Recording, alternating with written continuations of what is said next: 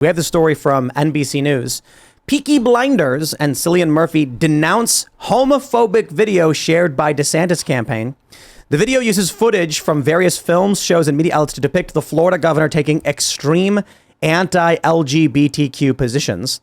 And we have this tweet. It says, on behalf of the partners of Peaky Blinders, Stephen Knight, Cillian Murphy, Karen Mandabach Productions, Tiger Aspect Productions, and Banijay Rights, we confirm the footage of Tommy Shelby's character used within the video posted by Ron DeSantis' campaign was obtained without permission or official license. We do not support nor endorse the video's narrative and strongly disapprove of the use of the content in this manner. And then we also have this from The Hill. Republican LGBTQ group blasts DeSantis over homophobic campaign video. I don't know if they actually posted, but you guys might remember this. We talked about it last week. I thought it was cringe. I don't know. Did you see this video, Matt? I saw it. Where it's like Trump with the pride flag and he's saying, like, we're going to protect our LGBTQ supporter or LGBT supporters. And then it starts showing all these news clippings of Ron DeSantis, rejecting a lot of the more modern woke stuff. My take on it was it's absurd to conflate Donald Trump saying the typical or the more traditional live and let live position with the modern woke grooming position. Like, Trump is not supporting grooming. And the stuff that DeSantis is going after now that we support is stopping the exploitation of children. To conflate those two things to make it seem like Trump supported grooming today is completely wrong. But it's resulted in a major backlash where now I'm seeing on Twitter, this has been happening for the past week or so. We've been out. And now even Peaky Blinders coming out and attacking him over it. I'm not surprised the media and Hollywood or whatever would come after him, but even conservatives are criticizing him for this. I sort of put on my political consultant hat with this one. And this is just one other case of DeSantis' staff screwing up his chances. Oh, yeah. And it wasn't Ron DeSantis that went to the account and retweeted it. Now, look, outside groups create edgy, weird videos to support their candidate all the time. And that's what happened here. Some edgy outside group created this. But then somebody who has access to the campaign account saw that. And they thought, oh, let's retweet this one, because then it made something that was an outside group that had distance from the campaign. Maybe it got a few voters their way, or maybe people asked questions, how committed is Trump to the anti-groomer agenda? And then they totally stepped in it. And basically by retweeting, they took ownership of the video. And look, I run in the same circles of people that work for DeSantis and all the other campaigns, and inside, the complaints about his staff screwing up his campaign have been persistent and growing louder, going back months and months. And here's the problem is that when you're a governor of a state and you win a seat by a large margin because you're a great governor, she is, and your opponent is terrible, everybody in the staff that thinks they're the ones that earned you that 19-point victory. And in terms of expanding from a governor's race to a national race, which is from T-ball to Major League Baseball, you have to expand that circle of trust. And what he's done is he's taken a team that didn't really do a lot to get him through a governor's race, and now we're running a presidential campaign. And that he has to learn to expand his circle of trust to get people who are not going to allow bonehead mistakes like that to happen. And because, look, there's a lot of stuff going on that has been tremendously detrimental to his campaign. And it just comes down to staff. Yeah. And it's his staff that screwed up. His campaign press team have been rolling around in it like crazy. Picking fights with a women's group in New Hampshire because they double schedule an event in New Hampshire with the most powerful Republican women's group in the state. And rather than saying, oh, we're sorry, we'll move it to a different date or a different time or something, like, they just said, oh, we'll pick a fight with these guys. What kind of fight? What'd they do? A public fight. Like just verbal on Twitter or something? Yeah, like that kind of fight, which it's just there's stuff happening behind the scenes I can't really share, but I'm aware. But I'll give you one really good example, okay? So there's this congressman from Florida who, Greg Stube, who was not sure who he was going to endorse. He hadn't endorsed Trump yet, like most of his colleagues from Florida, right? And he's up in the air, right? And he got a phone call. A member of DeSantis' staff called him to say, hey, can you hold off endorsing President Trump? Because we'd like to get your endorsement. Both of you know the problem with that, right? A staff member calling a member of Congress to back, not the governor, a staff member. And this is a guy, this is interesting because this guy, he had an accident. He fell off a ladder in December or something. He badly injured himself. The first person to call him in the emergency room, Trump. Yes. And I've got so many friends who are like mid-tier, low-tier influencers. They say something cool about President Trump. Guess what they get? A FedEx with the tweet with his signature on it, say, keep up the great work. Yeah. Like, all candidates have their flaws, but it's just really troubling to see these repeated mistakes. And Trump's team, they're all on top of some things. You know, it's just, they're great at these Trump things. is the guy I went to his rallies in 2015 and 16. When the rally was over, he'd walk up to the front of the stage, the barricades, and he would just hang out and shake hands and just talk to whoever was there. He knows people. Yeah, he gets that it. rock star Calling that guy after getting hurt is like a person. It's like an authentic thing to do. Yeah.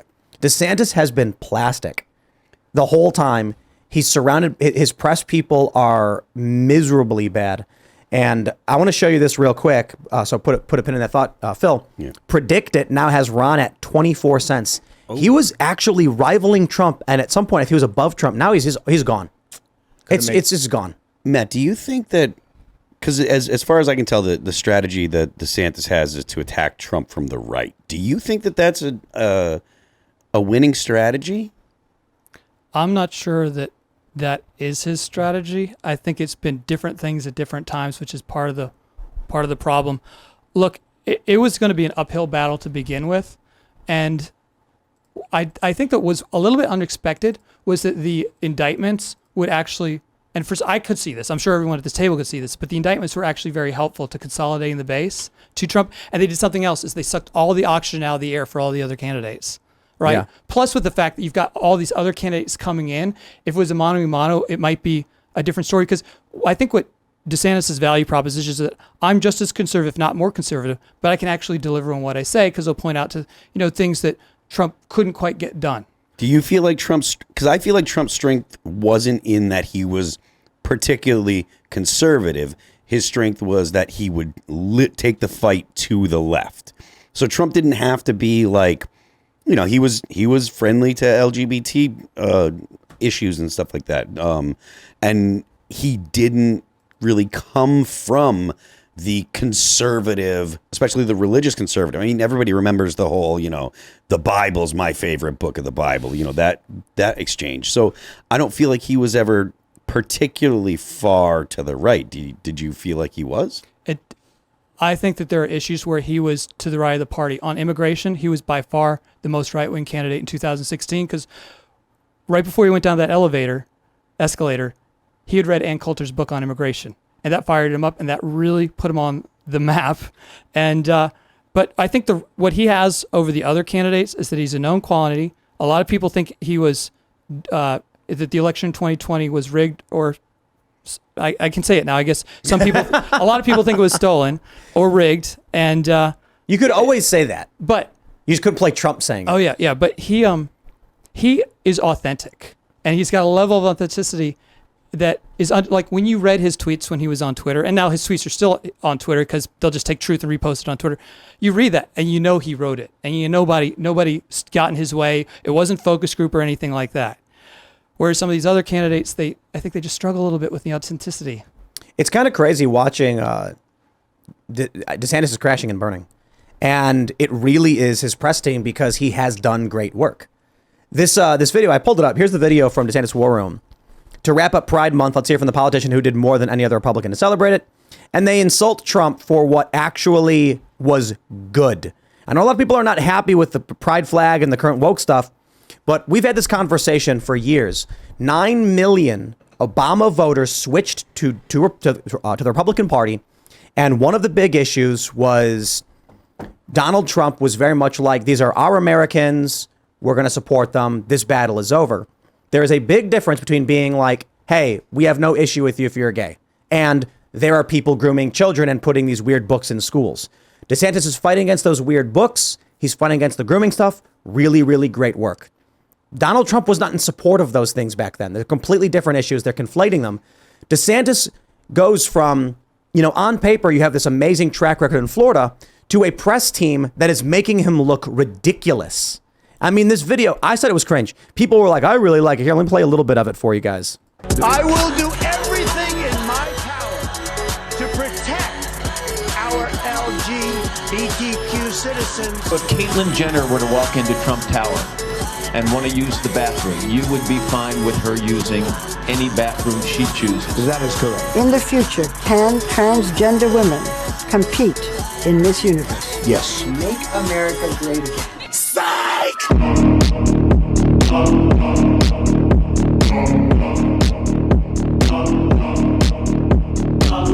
Okay, it's basically showing American Psycho and Peaky Blinders and showing ad headlines like Ron DeSantis signs draconian anti-trans bathroom bill into law. And this is really just not doing him any favors. Like you were mentioning, attacking him from the right. What is the purpose of this video? Is it like, so I'm 37. This video doesn't do it for me. I'll tell you, because in 1996, there were a lot of people outside of the Trump campaign that were creating really cool videos. I do this all the time. My wife's yelling at the TV right now. 1996. It's 2000. I was like, what? Yeah, my golden times. Good use. Yeah, in 2016, they were creating these really cool third-party videos that were like the meme wars, right? Yep. Like the Caterpillar videos, and they were really kind of cool, and they had a style. They're trying to imitate that and capture that. Whoever created this video, I mean, clearly they've got some editing talent, and they're trying. It's got this motif of like a sort of a 4chan poll motif and vibe to it. And you almost think if you slow it down enough, you might see one of those sort of white nationalist stars, those things rotating. I can't remember what it's called, the golden sun thing rotating in the back. It's the black sun. It's black sun. It's like all of that. And I feel like whoever created it was like, we're trying to get to these guys, and maybe they're not the most savvy, right? But somebody hit the retweet button on that campaign account, and that is they don't belong to that job anymore. We just find out one person who needs to be fired from the campaign. Were they fired? From this, we probably wouldn't even know. And maybe they will be, maybe they won't. So they obviously DeSantis also had the deep fake thing when he posted the fake photos of Trump and Fauci, and it's still up. It's still up. It's remarkable that DeSantis, I'm sorry. Look, man, I love his track record in Florida, but the man is incompetent. If he cannot fire his people after all of these blunders, the dude is not fit to be president. Yeah, and it's like, it's fine to like, if you wanted to actually, if the campaign wanted to get a video like this out there to undermine Trump among, say, a certain portion of the right, you have like an outside group just sort of put it up like it was originally, like some weird thing that circulated through the discords and the telegrams where those people live and don't touch grass. But there's a reason, oftentimes you want to have an indirect attack. So you have it, somebody far away, throw it at him, and then your hands are clean. So right. This is on an operational level, a failure. Like, why didn't you psyop? Which is crazy because you don't want candidates to be psyoping each other. But I mean, he didn't psyop. He put it on the DeSantis account. It was made by somebody else, but and then they took the URL to the video and tweeted it. Sorry to interrupt. You were saying. Yeah, but I mean, maybe the campaign did create it and they want to get it out too. But you do these things. Like I said, I've been in this field since the mid '90s. That's why I keep saying '96. This is old school political operation. You have somebody else attack. You have some other source go after them, a distant proxy. So you keep your hands clean, and they just dove face first into the mud with this one. Look, a lot of people keep defending Ron. They say things like, this is his campaign, it's not him, blah, blah, blah. At this point, the man has not taken the tweets down or fired these people. Okay, that right there. We talk about the problems of bureaucracy. You know what I love about the DeSantis people on Twitter is they lie about what I've said. And if they're going to play that game where DeSantis posts deepfakes, then they lie about what I'm saying, they're just trying to trick you into supporting this guy for whatever reason. I don't know. One person was like, Tim Pool has said that Trump will magically be different this time around. I was like, I never said that. I said there's like a 55% chance Trump actually fires a bunch of these people, and that's the best we can hope for. If the probability is higher that Trump will fire the bureaucrats over DeSantis, you vote for Trump. DeSantis won't even fire his own bad staff members, and we're supposed to believe he's going to end the Department of Education or the IRS or something? Get out of here with that. Well, not going to happen. In his defense, I would caution you with one thing, and that is that it's a long way to Iowa, to New Hampshire, to South Carolina, and a lot of these candidates can make their course corrections. You never know what's going to happen next. So I'm begging him. The thing is, I'm begging him, fire these people. I am. You're helping him. I like his track record in Florida. Yeah. I mean, we had on, I'm not going to say the names of these people because they're duplicitous liars, but we had a guest on the Culture War show who tried playing this game of like name a policy from DeSantis, and no matter what I said, she just kept asking the same question as if I didn't say anything, because of course they were clip farming and they intended to lie the whole time. But DeSantis's policies based in Florida, how he handled COVID was good. When it comes to the books that they're being removed from these schools, good. When it comes to saying you can't have kids at these events, good. These are good things. Clearly, in terms of culture war issues we care about, he is doing a good job. When it comes to attracting business and new residents, when it comes to taxes, he's doing a great job. Don't get me wrong. The Republican legislature in Florida is probably doing a lot of the heavy lifting, but we like these things because they matter to us. Then, when it comes to his terrible team, he can't handle it.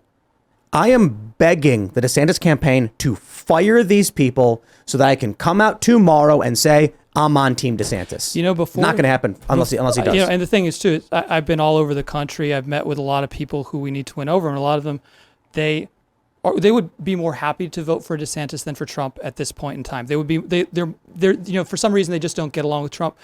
And I think that, look, I actually met the governor before he started running for president. I had a small chat with him, just one-on-one, and he was great. And I think that he wrote a book recently. It was published, right? And The Courage to Be Free, I think. And I read it. I went from beginning to end, and it was a nice book, good biography, but I don't think enough of him was in it. Like, he talked about his whole baseball career, right? He played baseball in high school and college, very proud. But I feel like he needed to be more involved. There's something wrong with the book because it never told me what position he played. So imagine talking about how proud you are to play baseball, but the book, maybe I missed it. However, before he ever ran for Congress, after he got out of the Navy, he actually wrote a book that I am sure he had to have written himself because he didn't have a bunch of people around him helping. And it was Dreams of Our Founding Fathers. There were only 100 or so copies published. I got one of them, made a copy of it myself, and I started reading because I want to know these guys. The difference between those two books, the one that came out recently that was probably had many editors and a lot of help, and the one he had to have written himself, that he self-published 120 copies of. He would go to GOP events and sell it at a card table. That book is brilliant. That book is, it could be a textbook in a college. It is that level of understanding of our founding fathers, the principles, of how articulated it is. And I'd love to see more of the Ron DeSantis that wrote that book than wrote the new one. But if he is so weak that he has handed off these issues to lesser skilled individuals, then he has shown he does not have what it takes to be president. He can have great policy all he wants, but just like Tim said, if you can't get elected, if you can't win, then it doesn't execution matter. is everything. It's not just about getting elected. It's about, if he's showing us that he has bad people working in his campaign and he does nothing about it, what do you think is going to happen when he's in government? He should be he is in a position where if he were doing a better job, campaigning, he should have, a significantly smaller gap between him and Trump. Trump's got a lot of downside, regardless of whether you support him or not. There's a lot of things people can criticize Trump for. Trump hired some bad people. Yeah. He definitely did. But Trump has no problem smack talking the people that he eventually got rid of.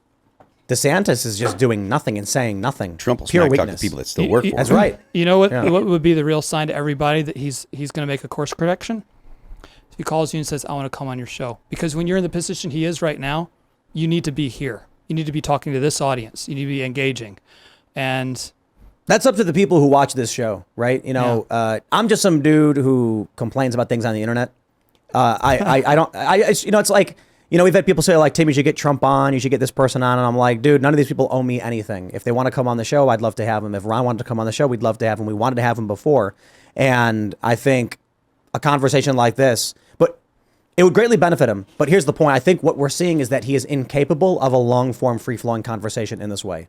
He is too surrounded by bad people who are not allowing him to be an authentic personality like Trump is. I disagree. I think he's capable of it if he just undoes the tie, undoes the black collar, comes in and just sits down and deals, because I know he has it in him. He's just got to come in and do it. I don't disagree. What I'm saying is the people who surround him are not allowing him to do these things. Yeah, we should shoot some hoops. Come on down, Ron. Let's go play basketball in the skate park for a little while and a couple hours before the show, get loose, and then I don't know if the man has time for that. That could be got all the time in the world. Turns the campaign around, and then he reaches out. He has this type of conversation, which I know he's capable of, and then his poll numbers go. But yeah. Then we start talking about the environment and fixing Earth and stuff. Yeah. Whether it is this show or any other show, if Ron DeSantis came out and sat down and had a real conversation where they addressed the deep fakes, where they talked about this ad, his polling would skyrocket, double digits overnight. His predicted would jump way up, but he's avoiding it, hoping to make it all go away like it's 1993 and we're using old school PR tactics of if you say nothing, it goes away. Yeah, take a look at Bud Light, dude. people aren't forgetting these things. They're taking them seriously. And, you know, President Trump has demonstrated that you can put people in positions of great power and then fire them and shit talk them endlessly. Thanks for watching this clip from the Timcast IRL podcast. Hang out with us live Monday through Friday at 8 p.m. and become a member over at timcast.com for uncensored, members-only shows exclusive. Thanks for hanging out, and we'll see you all next time.